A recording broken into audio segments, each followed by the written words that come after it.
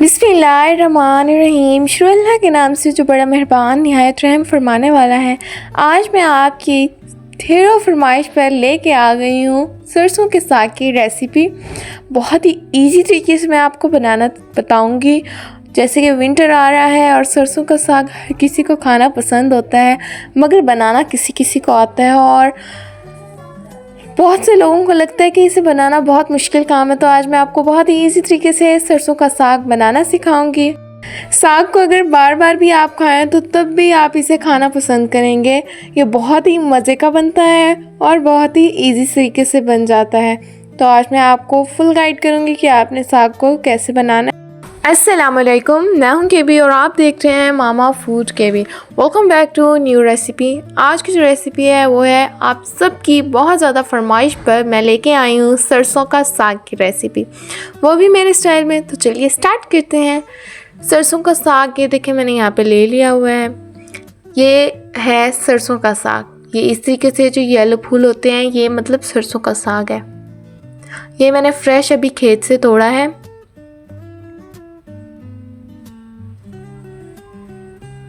अब हम इसे इस तरीके से ये देखें इस जगह से तोड़ लेंगे। हर एक साग को तोड़ने का अलग ही प्रोसेस होता है। इनकी डंडल अलहदा कर लेनी है और जो सॉफ्ट वाले डंडल होते हैं ना उनकी स्किन आपने उतार लेनी है। ये देखें सारों को इसी तरीके से हम तोड़ लेंगे। इस वाली जगह से आपने तोड़ लेना है साग को इस तरीके से और इनके गंठे बनाते जाने।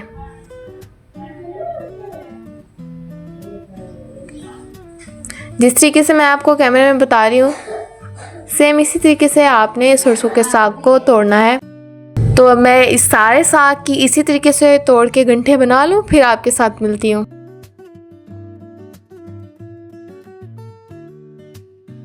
तो देखें सारे साग को मैंने इस तरीके से डंडियों से अलहदा कर लिए। अब इस तरीके से हम कुछ साग को लेंगे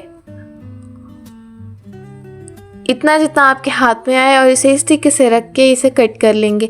इसे आपने बहुत ज़्यादा बारीक बारीक कट करना है। इससे ये होगा कि जितना आप इसे बारीक बारीक कट करेंगे उतना ही जल्दी ये पकेगा, तैयार होगा। तो जब हम इसे बॉईल करेंगे ना तो ये इजीली बॉईल हो जाएगा।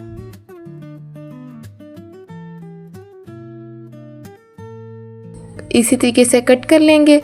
बहुत बारीक बारीक आपने कट करना है। ये एक हो गया। अब इसी तरीके से दूसरे गट्ठे को भी रखेंगे और उसको भी इसी तरीके से बारीक बारीक कट कर लेंगे।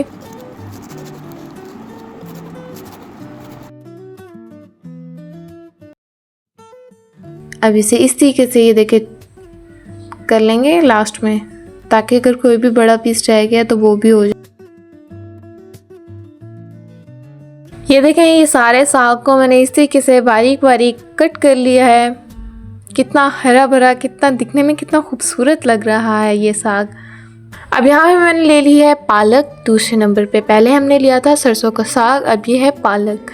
अब ये भी फ्रेश पालक है और यहाँ पे मैंने ले ली है पालक की 2 गंठियाँ और इस पालक की भी इसी तरीके से गट्ठी बना लेंगे जिस तरीके से हमने साग की बनाई थी। और अब इन गट्ठियों को कटिंग बोर्ड पे रख के इस तरीके से बारीक बारीक कट कर लेंगे। पालक को भी आपने बारीक बारीक कट करना है। जितना बारीक कट होगा उतनी ही इजीली साग तैयार हो जाएगा। ये अब दूसरी गट्ठी है, इसे भी इसी तरीके से कट कर लेते हैं।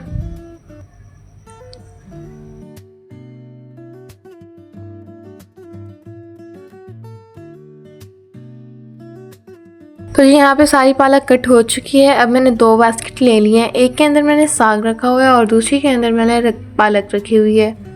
ये जो पहले नंबर पे है ये सरसों का साग है, ये देखें जिसे हमने कट किया था। और ये जो दूसरे नंबर वाला है ये पालक है जिसे हमने अभी कट किया है। देखा, दोनों को हमने कट कर लिया। कितनी इजीली ये कट हो गई। और अब बाकी का प्रोसेस स्टार्ट करते हैं। साग को कट करने के बाद इसे अच्छे तरीके से धो लेंगे ताकि इसके अंदर की सारी मट्टी डस्ट वगैरह निकल जाए। पालक को भी इसी तरीके से धो लेंगे। और यहाँ पे दूसरी साइड पे मैंने एक पतीले के अंदर पानी बॉईल होने के लिए ठहरा दिया था। अब पानी के अंदर उबाल आ रहे हैं तो अब इसके अंदर मैं जो हमने साग वॉश करके रखा हुआ है उसे डाल देंगे।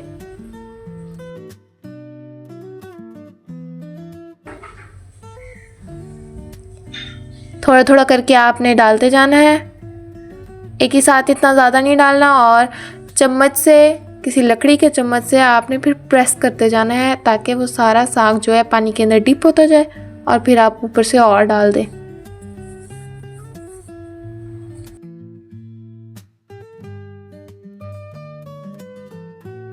ये देखिए सारा साग मैंने डाल लिया है। अब इसको ढक्कन दे के ठहरा देंगे ताकि ये अच्छे से गले पके।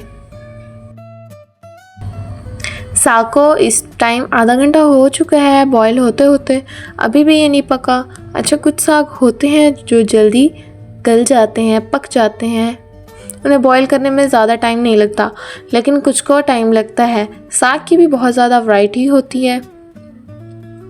अब ये आधे घंटे के बाद मैं इसके अंदर अब पालक ऐड कर रही हूँ।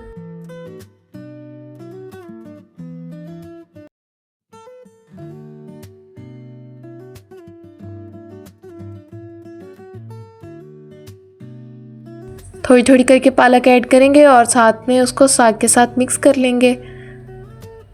फिर थोड़ी ऐड करेंगे, फिर पालक को साग के साथ मिक्स करेंगे। ये प्रोसेस करते हुए मैंने सारी पालक ऐड कर दी। अब इस सारी को साग के अंदर अच्छी तरीके से मिक्स कर लेंगे। पालक ऐड करने के बाद साग को हम तब तक बॉईल करेंगे, तब तक पकाएंगे जब तक इसका कलर येलो नहीं हो जाता और इसका पानी जो साग का है वो भी येलो नहीं हो जाता। साग का कलर येलो भी हो चुका है और पानी भी येलो हो गया है। अब मैं इसके अंदर ऐड कर दूंगी ½ kg प्याज। प्याज इसलिए मैं ऐड कर रही हूँ, चाहे आप जो साग आप बना रहे हैं वो कितना ही कड़वा क्यों नहीं है, प्याज ऐड करने से साग मीठा होता है और टेस्ट इनहेंस होता है। इससे जितना भी कड़वा साग हो ना, सारी कड़वाहट प्याज डालने से ख़त्म हो जाएगी। इस तरीके से कट कर लेंगे प्याज को, फिर डाल देंगे। अब इसे अच्छी तरीके से मिक्स कर लेंगे साग के साथ। इसके अंदर साथ साथ आपने पानी भी ऐड करते रह जाना है, क्योंकि ये जैसे जैसे बॉईल होता है जाता, पानी ड्राई होता है जाता, तो आपने इसके अंदर फिर पानी साथ साथ ऐड करते रह जाना। इसे हम मीडियम फ्लेम पे बॉईल कर रहे हैं। अब मैं इसके अंदर ऐड कर दूंगी सुर्ख मिर्च, जो कि छोटी वाली सुर्ख मिर्च होती है ना, ये वो वाली हैं। ये हैं, आप पे डिपेंड करती हैं कि आपको कितना ज़्यादा स्पाइसी पसंद है। ये अपने हिसाब से ही ऐड करें। मैंने यहाँ पे ½ कटोरी डाली हैं। अब इन सबको अच्छे तरीके से मिक्स कर लेंगे। ये जो लाल मिर्चें डालने से ना साग का टेस्ट बहुत ही अच्छा होता है। कुछ लोग तड़का लगाने के टाइम साग के अंदर मिर्चें ऐड करते हैं, लेकिन मैं कहती हूँ कि जब हम साग को बॉईल कर रहे हो ना, तभी उसके अंदर मिर्चें ऐड कर दें तो इससे टेस्ट और भी ज़्यादा अच्छा होता है। अब आप देख सकते हैं कि साग हाफ़ कुक हो चुका है और क्वांटिटी भी इसकी कम हो चुकी है। पहले ये पूरा पतीला फुल था, अब हाफ़ हो चुका है। ये जो जैसे जैसे बॉईल होता जाएगा ये गलने पड़ जाएगा और ये क्वांटिटी में भी कम होता जाएगा। इस कंडीशन पे थोड़े से साग को लेके मैंने चेक करना है कि ये साग अच्छे से गल चुका है कि नहीं। आई होप कि आप मेरी बात समझ रहे होंगे। साग को चेक किया है, साग अच्छे तरीके से गल चुका है। फ्लेम को ऑफ कर देंगे और चूँकि साग गरम गरम है इस वजह से इससे ये स्टीम निकल रही है। इस तरीके से आपने ये लकड़ी का ले लेना है और इस तरीके से इसे गोल गोल घुमाना है। ये पुराने ज़मानों में इसी तरीके से ही साग को ग्राइंड किया जाता था, घुमाया जाता था। आप चाहें तो ब्लेंडर से भी ब्लेंड कर सकते हैं, ग्राइंडर में भी डाल के इसे ग्राइंड कर सकते हैं, बट मैं देसी तरीके से कर रही हूँ तो मैं इसी तरीके से ही करूँगी। आज भी बहुत से लोग इस तरीके से बनाते हैं। ये देखें, साग को आपने तब तक घुमाना है जब तक ये एक फाइन पेस्ट सा नहीं बन जाता। हमने इसके अंदर ज़्यादा पानी भी नहीं रखा, पानी भी काफ़ी हद तक ड्राई हो चुका था, थोड़ा सा पानी बचा था। इतना बचा है कि हम अच्छे तरीके से साग को घुमा लें, क्योंकि अगर आप ज़्यादा जब पानी लिक्विड रख देते हैं, साग बहुत ज़्यादा पतला होता है, तो जब आप तड़का लगाते हैं साग का तो तब उस वक्त आपको मुश्किल होती है साग का पानी ड्राई करने में। ये देखें, मैंने इसे पूरा इस तरीके से ग्राइंड कर लिया है। अब मैं इसे डिश आउट करती हूँ। ये जी झटपट ईजी क्विकली साग बनकर तैयार है। अब आप इसे बनाएं और आप इसे एयर टाइट कंटेनर में डाल के फ्रिज में भी रख सकते हैं, और जब आपको साग का तड़का लगाना हो तो निकालें और झटपट बनाएं। तो अभी से टेस्ट करना है कि देखिए ये मज़े का बना है या नहीं। तो मैंने इस साग का तड़का लगाया है, वो रेसिपी मैंने अपने चैनल पे अपलोड की हुई है। अगर आप नहीं देखी तो मैं उसका लिंक आई बटन में भी देती हूँ और डिस्क्रिप्शन में भी दे दूँगी। आपने ज़रूर जाके देखनी है और मुझे ज़रूर बताना है कि साग के तड़के वाली रेसिपी आपको कैसी लगी। आई होप कि आज की ये रेसिपी आपको पसंद आई होगी, अच्छी लगी होगी। अगर अच्छी लगी तो मेरे चैनल मामा फूड केबी को सब्सक्राइब कर दीजिएगा। वीडियो अच्छी लगे थम्स अप दे और आप सब ने मुझे कमेंट में बताना है कि कौन कौन इस तरीके से साग बताना जानता था। चलती हूँ, दुआओं में याद रखिएगा। इंशाल्लाह फिर लौट के आऊँगी एक ईजी एंड डिलीशियस रेसिपी के साथ। तब तक के लिए अल्लाह हाफिज़।